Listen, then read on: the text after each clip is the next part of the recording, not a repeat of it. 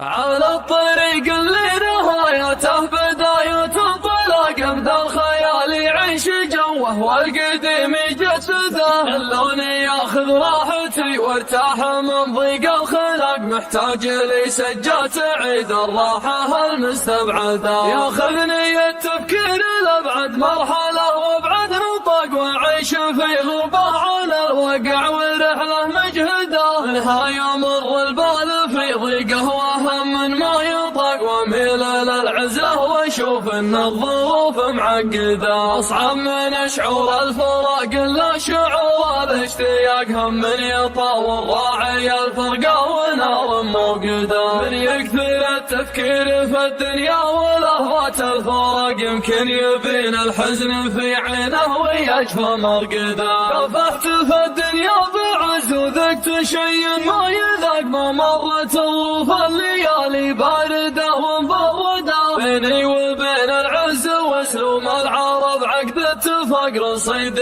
اللي ما ملكته في بنوك الارصده رزقي وتوفيقي على الله خالق السبع الطبق اعيش لحظتي ولا افكر في بكره وابعده كم من سليم شكله معفى وتبكيله معاق يمشي على البيدا برجلينه وعقله في يده اللي ينفتح للشر باب يصير كانه في سباق واللي نصيته في مجال الخير كانك تطرده الخير والمعروف ما يجزى بصده وانشقاق على ثقل اللي تجمل فيك احد لا تجحده يا الرفيق اللي لي ضاقت علي الارض ضاق يسعدني اللي شفته اسعد واحد الله يسعده صدر خلي من الحسد والحقد واسلوب النفاق لا شفته بقض ضيقة الخاطر عساني مبكده المدح مثل العود الازرق ما يمد ولا يساق الا على قرم العلومه بالفعول مؤكده صدفوا جنبان الصيف وصدفوا كفان رقاق علي الثماني ما يجنب لين يبلغ مقصده اسم معه للمرجله ما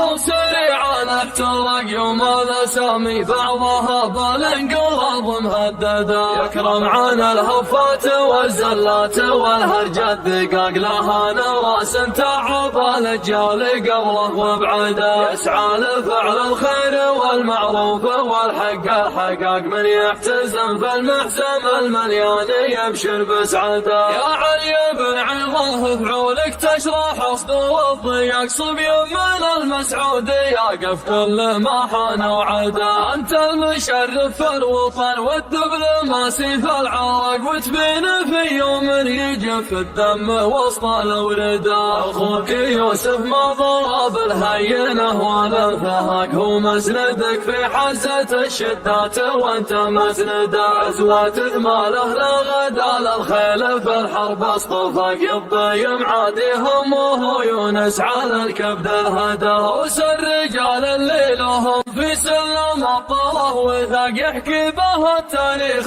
والواقع قبل لا تنشده وقت الرخاء غيث يصب الماء وهم ما لحقق وقت اللقى تنطح معاديها وتطج المدى